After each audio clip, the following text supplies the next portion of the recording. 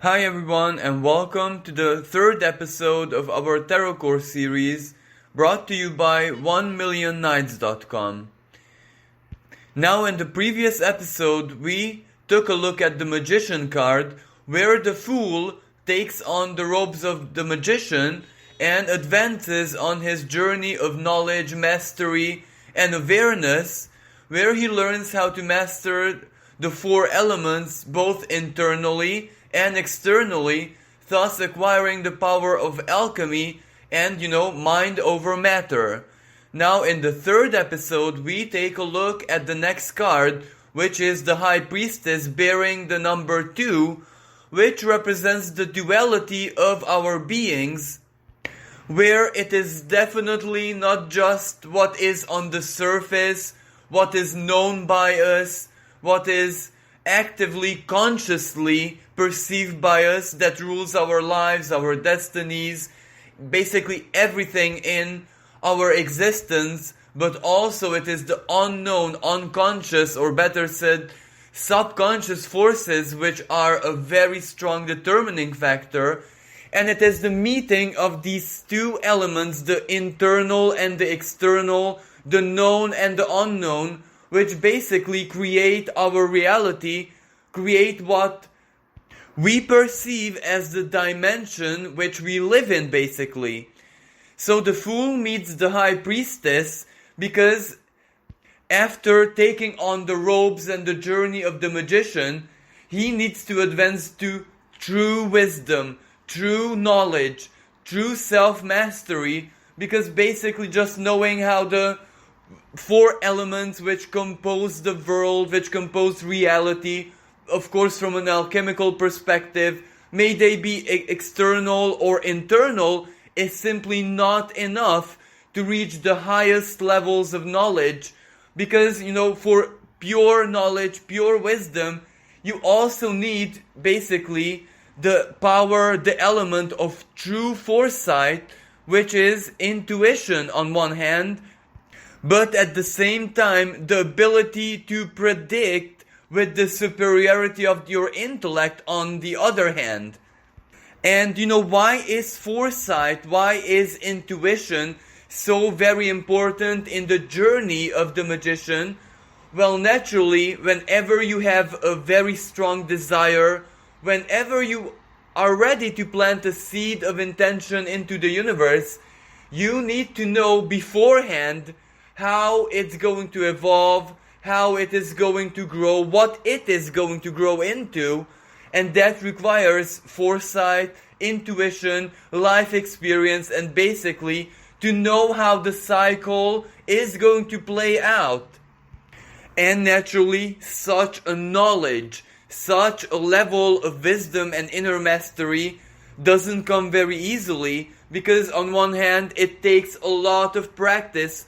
The Magician has to repeat its own mastery, influence over the four elements over and over and over again until it basically becomes a reflex, until it is deeply woven into its neurological patterns. But on the other hand, emotional and psychological inner mastery is also very important, because it's not just the outside world that has a massive influence over us, but also how we personally, our beings, especially our subconscious, reacts to external influences, elements, events, or better said, the manifestation of chaos. Because, there is a part of our lives, of our destiny, our journey through existence that we can foresee, that we can control, that we can basically grip through knowledge and being aware. But there is another part which is basically due to hazard, due to chance, due to chaos, because chaos is simply a factor which configures our realities, our worlds, in a way which is very surprising, which is unknowable, unforeseeable, even perceivable sometimes. And of course, it takes a lot of experience and a lot of inner self-knowledge as in how we react to various elements, various circumstances, how we respond internally to events, happening in outer reality, to acquire sufficient understanding to be able to even intuitively foresee how chaos can basically change the whole game. And naturally, one of the biggest lessons of the High Priestess is that absolutely nothing is set in stone, no matter how fixed, no matter how certain anything may seem in this life. Nothing is 100%. That is the power of chaos, because our unconscious minds are basically our own connection to, the general expression of chaos. A lot of things can happen there, and chaos has certain fertile qualities to it where you do not know what the end result is going to be when, let's say, two elements which usually have nothing to do with each other meet and they form a unity. So that already creates something totally new, and that new is unforeseeable because, the laws, the general rules, the customs, may they be the laws of physics, may they even be the rules and general guiding principles of psychology. If a certain situation is or was unobserved, unperceived, unknown until that present moment, well, that is already the fertile and creative power of chaos, because something which never happened before all of a sudden came into existence and created something totally new. So when we speak about hazard, when we speak about the force of chaos, basically, it's not just destructive where, things can be struck down in an instant, broken up to their elements, but at the same time it also has creational properties where when two elements meet and there is a magnetism between them, well, they create something totally new. And when a being, a person, let's say, understands and somehow gets to know all of these internally, intuitively, emotionally, or a simple word to use is spiritually, but this kind of spirituality is not associated with religion, because this is where you're studying your own inner structures, the infinite ocean of your own unconscious mind, and no mind in the universe is like yours. So basically there are no general rules and guidance here, because you're basically studying your inner cosmos, and that is unique. So this is one of the main reasons why the High Priestess bears the symbolism of the number 2, because it is dual. It can basically symbolize the subconscious mind, where the conscious and the unconscious meet, and it forms a bridge between the two, a bridge where we can communicate with our own beings.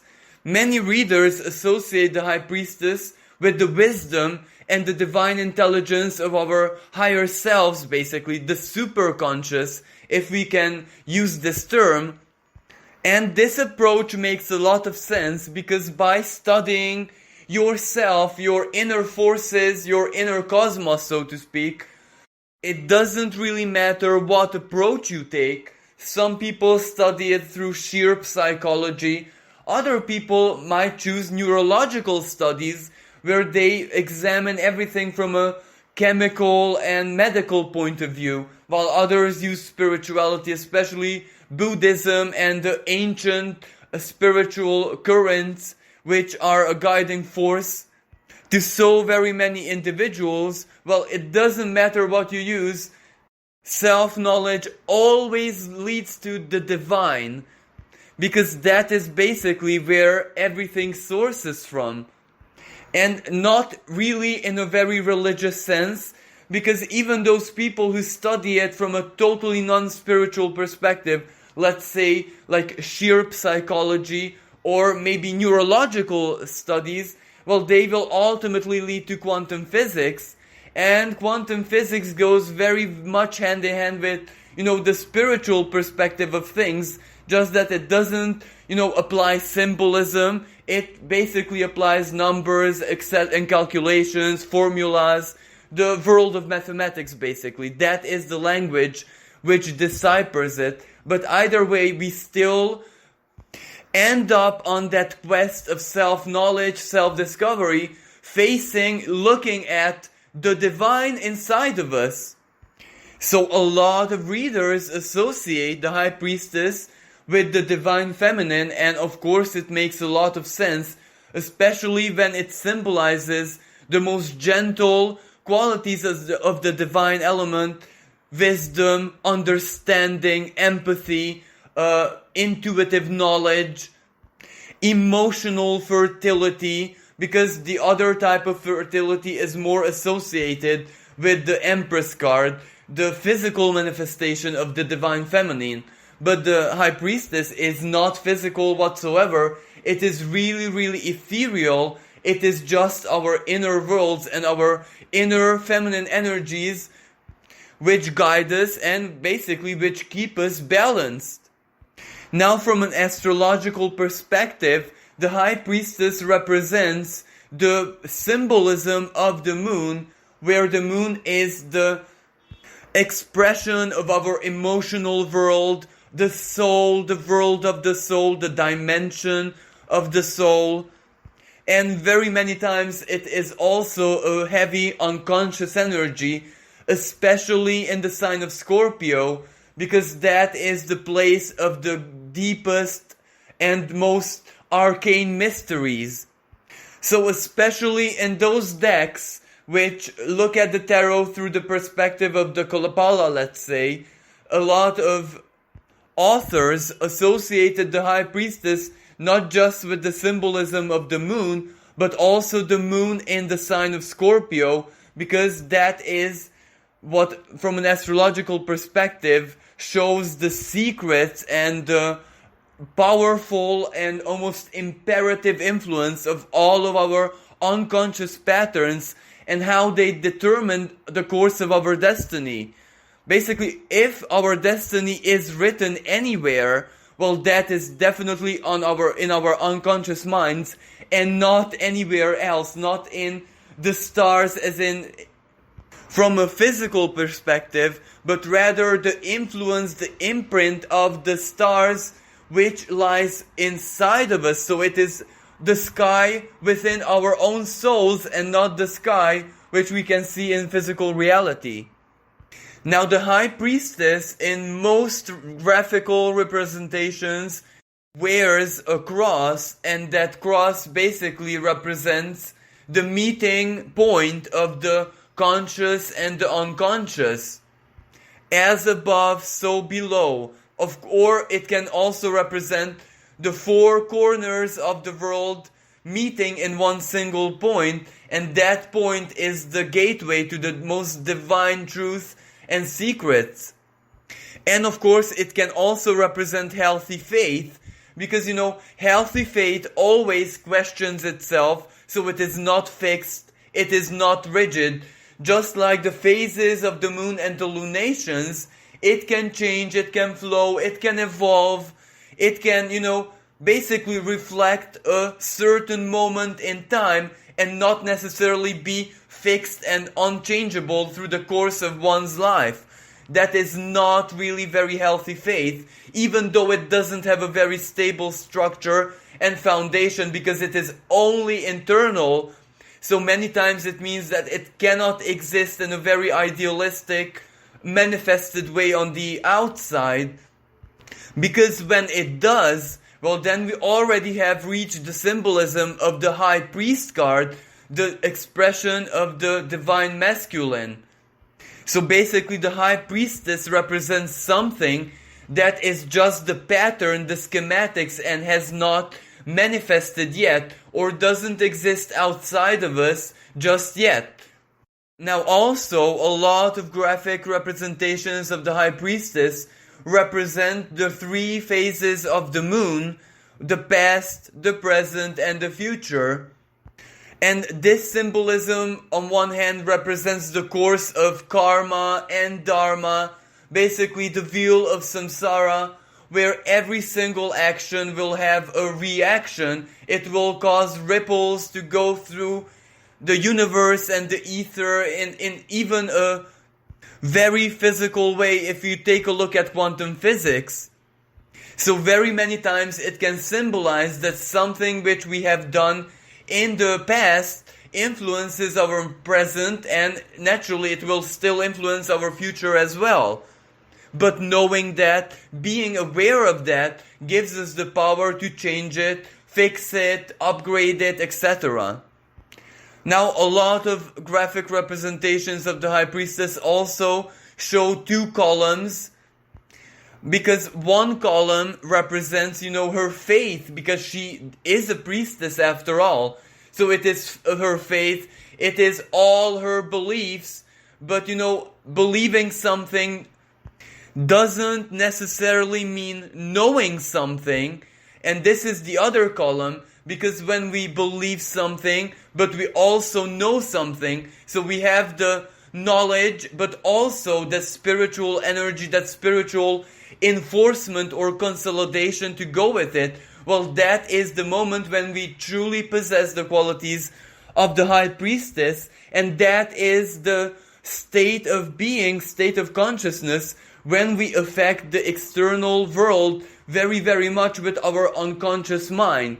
Because when we do believe something and know it at the same time, well, that is already an alchemical reactor deep inside of us, which slowly but surely influences outer reality. As I said, that is already an expression of us having power over our unconscious patterns. And when it is us who write those patterns, who make the schemes, the plans, etc., of course, all of this done with profound self-knowledge, then we are already masters of our own reality, because everything in our lives is going to run according to our patterns. And if we are wise enough, we also leave an open window for the unpredictability of chaos, which can enter our lives from time to time and change and rearrange everything. Now, a lot of representations of the High Priestess also have the pomegranate fruit there. And on one hand, that represents the legend of Persephone, where she was tricked or lured into accepting to be in a relationship with Hades, with Pluto, so to speak. But of course, even this legend is highly controversial, because, according to some, she was tricked. According to others, it was her expressed desire because she fell in love with Hades. But it represents the ultimate balance, shadow and light, sacred and profane, celestial and telluric.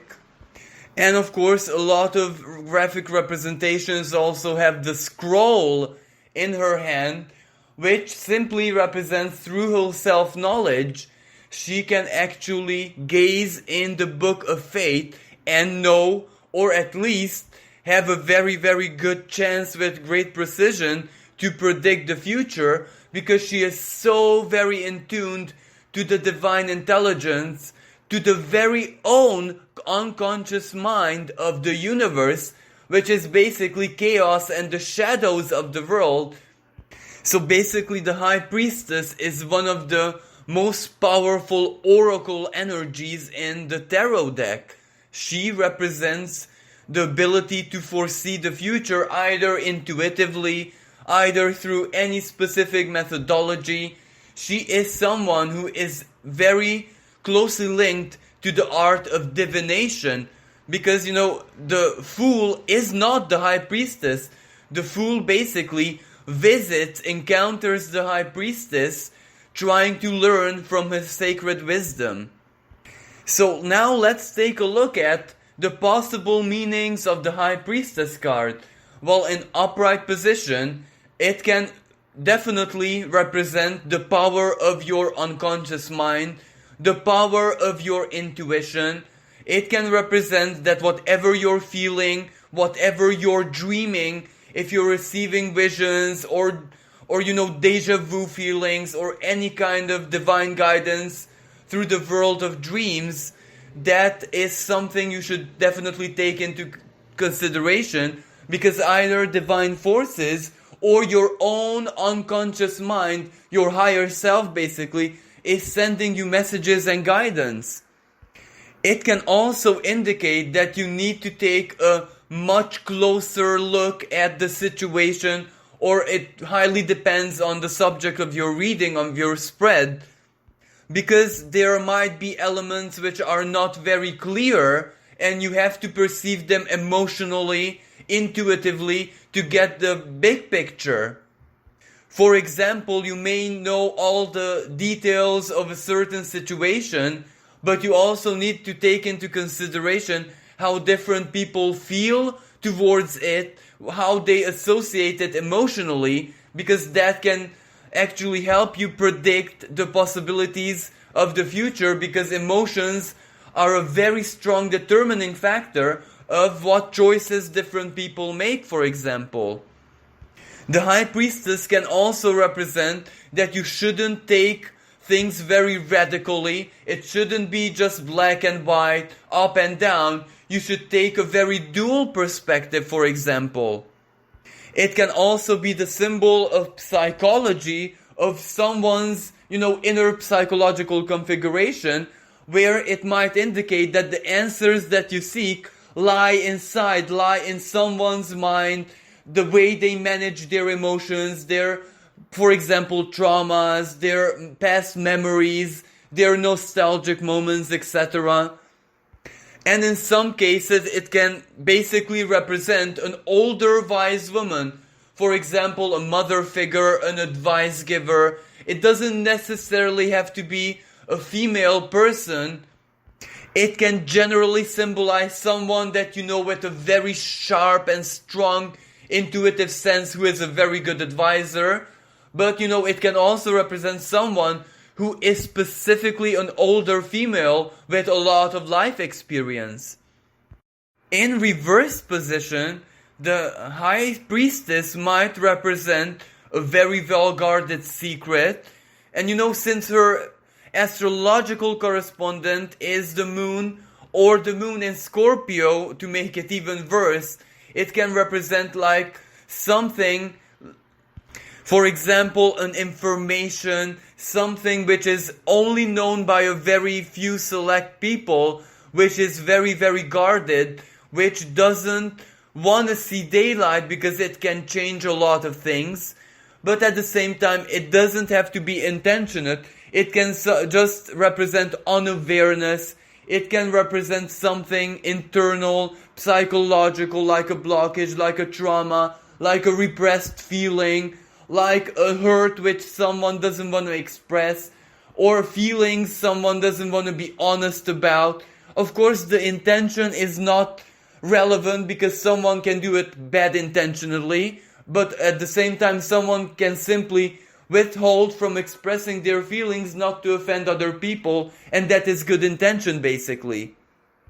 Of course, the High Priestess reverse can also represent inner psychological imbalance. It can represent when your unconscious mind is simply dominating your entire existence without you being expressively aware of this.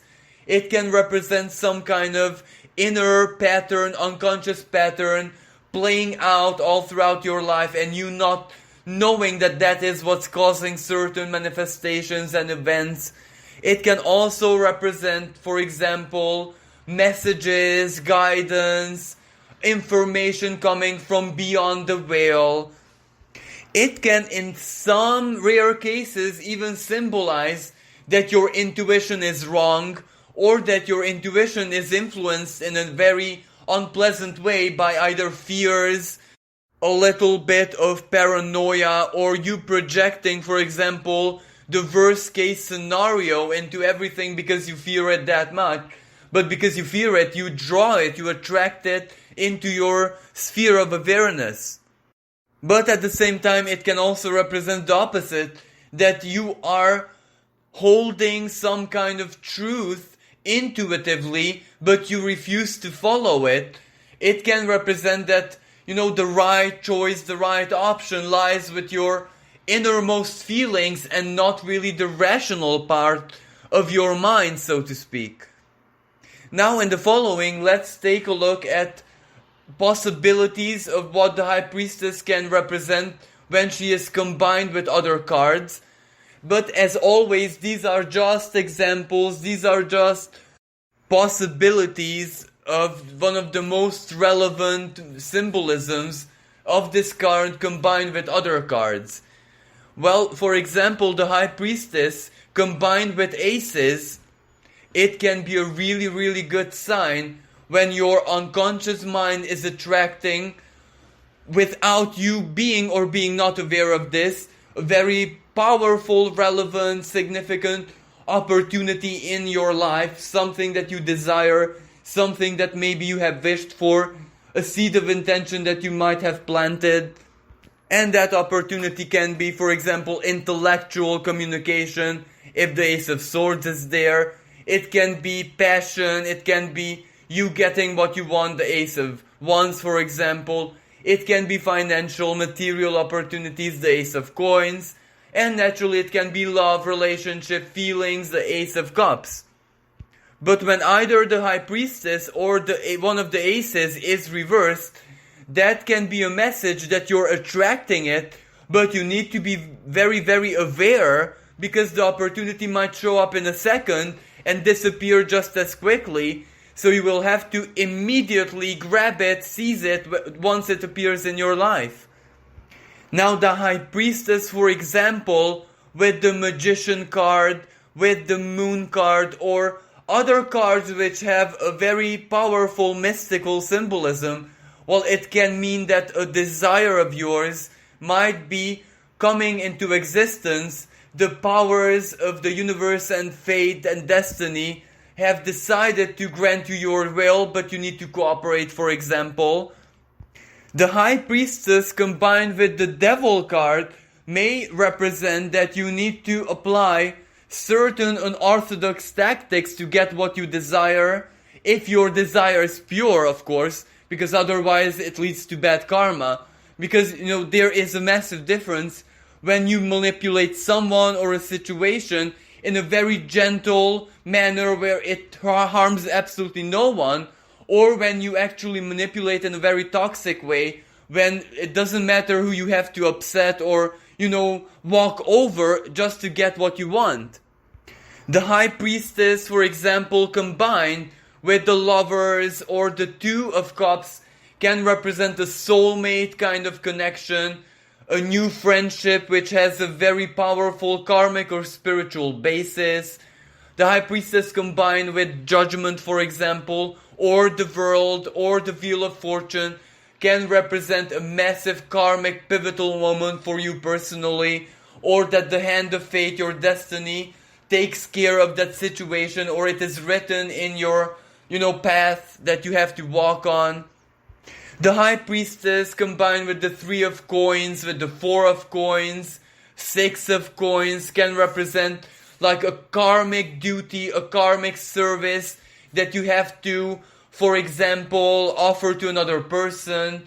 High Priestess combined with the Hermit can represent seeking the truth within yourself, learning from inner forces, inner wisdom. It can also represent that the answers that you seek cannot be found externally. May that represent books, may that represent spiritual culture, knowledge, the wisdom of the ancient. None of that may apply in your case. The only truth is the inner truth that you can basically find your answers within. The High Priestess, let's say combined with the Eight of Wands, can also represent like a very intense, sudden, quick manifestation of fate, which can get you to the answers that you seek or in the situation that you want to be in. The High Priestess, for example, combined with the Six of Cups, may both of these cards be reversed. It can mean a very strong psychological purge, or a cycle that has been playing out in your childhood, for example, repeating over again. or it can mean meeting a person from the very, very distant past, reconnecting with someone. The High Priestess combined with the Five of Swords, Seven of Swords, the Devil reversed, for example, can represent that someone is lying to you, deceiving you. High Priestess combined with the Justice, or the Justice reversed, or the High Priestess being reversed, it can represent legal complications, legal problems. It can even represent a scam, a phishing scam, for example, someone wanting to deceive you, even in a very legal manner. High Priestess reverse combined with the Fool reverse, for example, can actually tell you do not risk, do not follow your gut feeling, your instinct or your intuition, because it can lead you into problems, into turmoil, into a very delicate and complicated situation, even legally. Or the High Priestess combined with the Tower card, well, that can tell you that some upheaval, some disaster, unfortunate event, the symbolism of the Tower, is entering into your life. But do not be afraid and do not misinterpret it, because there is a hidden blessing in it, or it's going to lead you into a state or a situation which is way beyond your expectations, in a very positive manner, of course. And last but not least, the High Priestess with the Moon card, for example, or with the Nine of Swords, or with the Four of Cups, can represent the energy of depression, of anxiety, of severe worry.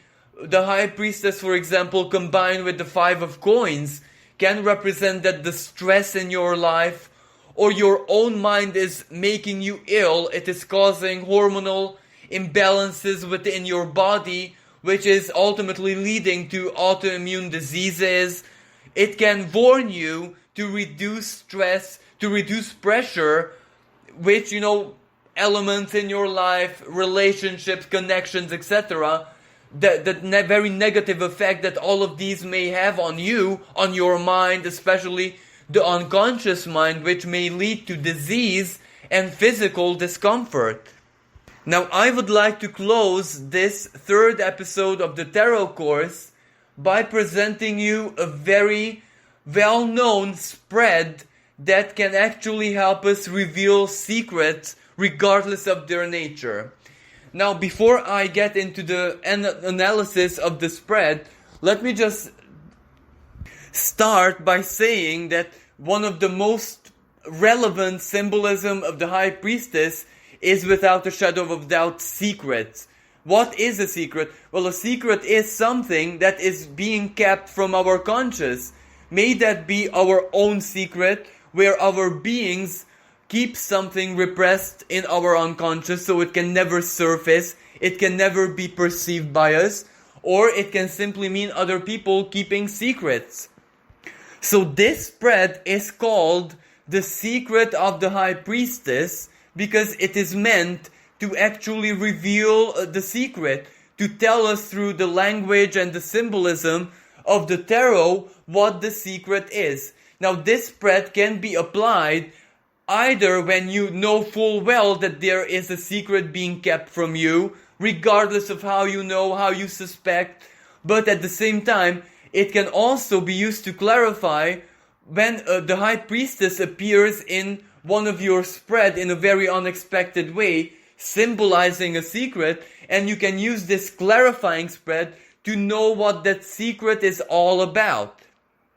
Now, why and how this works is a rather controversial subject, because some readers out there think that the High Priestess is the symbolism of an oracle spirit, a goddess. We can go back into ancient Greek mythology to this, or, ancient Egyptian mythology, because there were a lot of goddesses or sorceresses or female oracles, you name it, who basically changed the fate of the hero by sending them on the quest, or they helped other gods, or, their act of foresight, their prophecy, their wisdom, their inner magical power, call it whatever you want, changed, the world according to the legends, while other readers think that this High Priestess became an egregore because so very many users of the tarot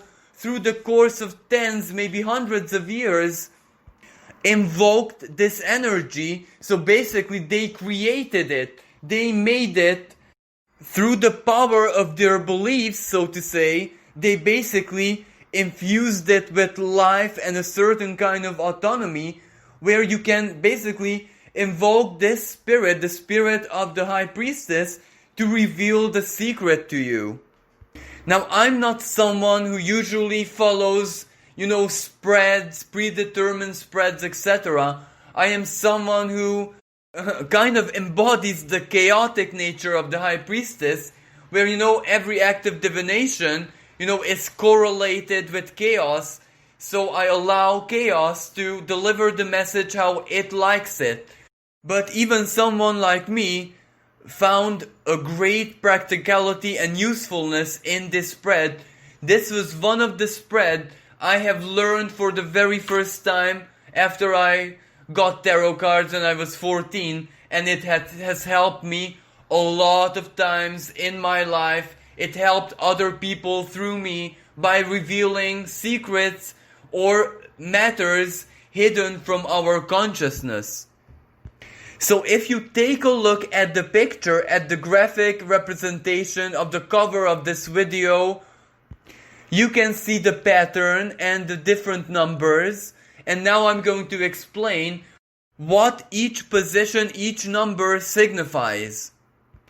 Now, first of all, naturally, you have to invoke the spirit of the High Priestess. Basically, just ask her to reveal her secret to you.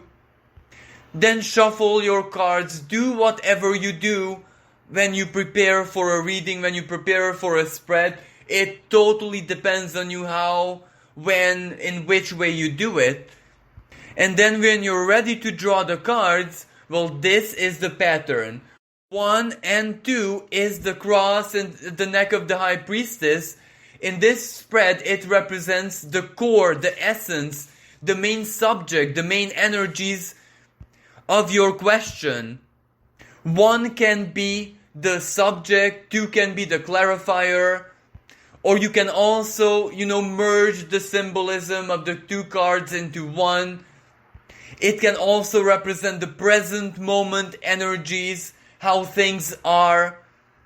Then we head on to number 3, 4 and 5, which represent the 3 phases of the moon above the head of the High Priestess. 3 represents the past of the subject, 4 represents the present, and naturally 5 represents the future. Now the card in 6th position represents matters, things, information, situations, etc. about the subject, about the question that we do know, the knowledge that we possess, the 2 pillars, of course. And 7 represents that which is hidden from us, which is not known by us, or not perceived in a very clear manner. Then the next card that we draw is the number 9 and not 8. 9 represents the secret of the High Priestess, and it is placed below her cross, but it must not be turned face upward, so we must not take a look at the card. We must not know what that card is until we analyze the resolution, which is the 8. So the card in 9th position, the secret, should be analyzed the last. So now we have already drawn the secret, but we don't know what it is yet because we can only see the back of the card. And now we extract number 8, the resolution, and naturally that card can signify the chances, the overall energies of where this situation is going, the evolution, what path it's going to take, etc. And then we finally reveal the secret, so we turn the card in the 9th position, and that is the secret.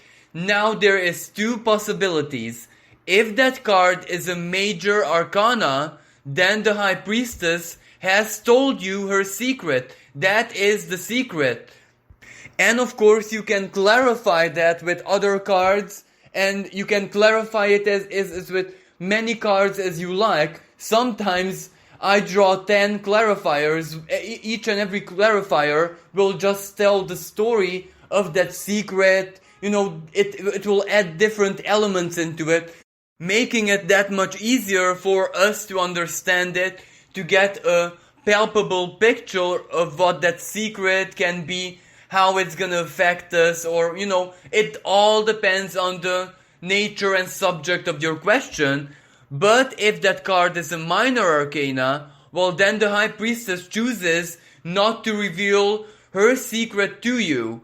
Now, some people will close the reading there and then, so they won't even take into consideration the minor arcana no matter what it is, while other people take it as a hint, so it doesn't actually reveal her secret to you, but she might give you an advice, so you can take that minor arcana as an advice. Or if that card is an ace, as in the secret, number 9, well, then the High Priestess is telling you that she doesn't really have to reveal her secret, because you're going to find out very, very soon. It is basically a fated thing that is going to enter your awareness, so don't even worry about it, because very soon, naturally, you are going to know what that secret is. Now, the reason I have shared this spread with you is because I find it very, very effective, and as I say, there is either a spirit or an egregore actually influencing it, so it is that much more powerful, and anyone can basically appeal to it. But this kind of spread, the secret of the High Priestess, has so very many variations out there on the internet. You can find different expression, different representation. There are spreads with more cards. There are spreads which, interpret the position of the cards and the numbers in a different way. I just shared my personal methodology on how I use this spread, but if another similar spread inspires you and you are intuitively drawn to it, well, then feel free to use that which suits you the most. Well, this concludes the 3rd episode of our tarot series. If you enjoyed it, please share and like this video. And also, if you'd like a personal reading, just log on to 1millionnights.com and find your dedicated advisor. And also in the month of September, we have a very special promotion where if you buy any of our prepaid packages, you get 10% bonus credit. Well, thank you once again. Until next time, bye for now.